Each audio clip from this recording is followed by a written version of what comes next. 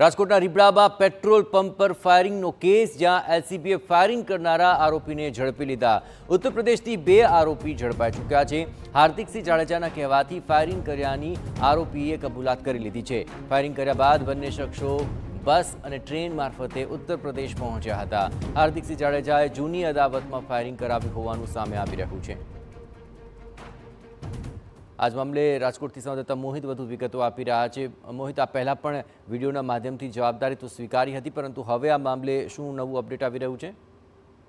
જયેશ, જે રાજકોટના રીબડા નજીક જે ફાયરિંગનો બનાવ સામે આવ્યો હતો તેને લઈને જે સોશિયલ મીડિયાના માધ્યમથી હાર્દિકસિંહ જાડેજા નામનો શખ્સ છે તેમના દ્વારા પોતાની જવાબદારી છે તે સ્વીકારી હતી અને આ ફાયરિંગ છે તે પોતે જ કરાવ્યોની વાત કરી હતી, પરંતુ ફાયરિંગ કરનાર શખ્સ કોણ છે તે અંગે પોલીસ છે તે તપાસ કરી રહી હતી। તે દરમિયાન એલસીબીને માહિતી મળી હતી કે 2 શખ્સો છે તે ઉત્તર પ્રદેશના રહેવાસી છે અને ફાયરિંગ કરી અને બસ અને ટ્રેનના મારફતથી તેઓ જે રાજકોટથી ઉત્તર પ્રદેશ જે ફરાર છે તે થઈ ગયા હતા, જેના આધારે જે 5 જેટલી અલગ અલગ ટીમો છે તે મધ્યપ્રદેશ અને ઉત્તર પ્રદેશ ખાતે મોકલવામાં આવી હતી, જેના આધારે જ એલસીબીને સફળતા મળી છે। ઉત્તર પ્રદેશથી 2 શખ્સો છે તેની પોલીસે અટકાયત કરી છે અને તેને રાજકોટ લાવવાની કાર્યવાહી છે તે હાથ ધરવામાં આવી છે। પોલીસની પ્રાથમિક પૂછપરછમાં હાર્દિકસિંહ જાડેજાના કહેવાથી જ તેમને આ ફાયરિંગ કરી હોવાની કબૂલાત છે તે આપી છે। પોલીસ છે તે ટૂંક સમયમાં સત્તાવાર પત્રકાર પરિષદ કરી અને આ કેસમાં કયા ઈરાદે અને કોમના દ્વારા આ ફાયરિંગ છે તે કરવામાં આવ્યું હતું, આ તમામ બાબતો પરથી આ ભેદ છે તે ઉકેલશે। હાલમાં ઉત્તર પ્રદેશના 2